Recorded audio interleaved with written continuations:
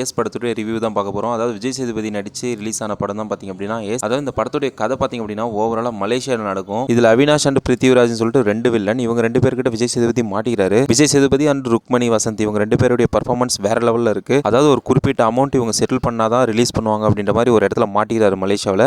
So அதுக்கடுத்து என்ன ஆகுது, அவங்க எப்படி அந்த பணத்தை ரெடி பண்ணி அவங்க கிட்ட கொடுத்தாங்க அப்படின்னு சொல்லிட்டு ஒரு ஏஸ் கேம் விளையாடிட்டு தான் இவங்க பண்ணுவாங்க. ஸோ ஃபர்ஸ்ட் ஹாஃப்ல பார்த்திங்க அப்படின்னா ஓரளவுக்கு நல்லாவே இருந்தது. ஒரு ஆவரேஜான ஃபர்ஸ்ட் ஹாஃப். செகண்ட் ஹாஃப் ஒரு டீசென்ட் வாட்சாக இருந்துச்சு. ஸோ இந்த படத்தை மேலே ரொம்பவே எக்ஸ்பெக்டேஷன் இல்லாமல் தான் இருந்தது. பட் பார்க்கும்போது ஓரளவுக்கு எங்கேஜாக ஸ்க்ரீன் பிளே நல்லா கொடுத்துருந்தாங்க. ஸ்டார்டிங்கில் விஜய் சேதுபதி வர சீனெல்லாம் ரொம்பவே நல்லா இருந்தது. அண்ட் யோகி பாபுடைய கேரக்டர்லாம் பார்த்திங்க அப்படின்னா எண்ட் ஆஃப் த ஃபிலிம் வரையும் வர மாதிரி தான் இருந்துச்சு. அண்ட் ஒரு சில இடத்துல ஒரு சில சீன்ஸ் வந்து தேவையில்லைன்ற இடத்துல அந்த சீனை ரொம்பவே பெருசாக வச்சிருந்தாங்க. ஸோ அதுதான் கொஞ்சம் லேக் அடிக்கிற மாதிரி இருந்துச்சு இந்த படத்தில். யோகி பாபுடைய காமெடியெல்லாம் பார்த்திங்க அப்படின்னா அங்கங்கே கொஞ்சம் கனெக்ட் ஆச்சு. இல்லைனா வரக்கூடிய பப்ளு பிருத்திவிராஜுடைய கேரக்டரை இன்னும் கொஞ்சம் ஸ்ட்ராங் பண்ணியிருக்கலாம். அது ஒரு மைனஸாக இருந்தது படத்தில்.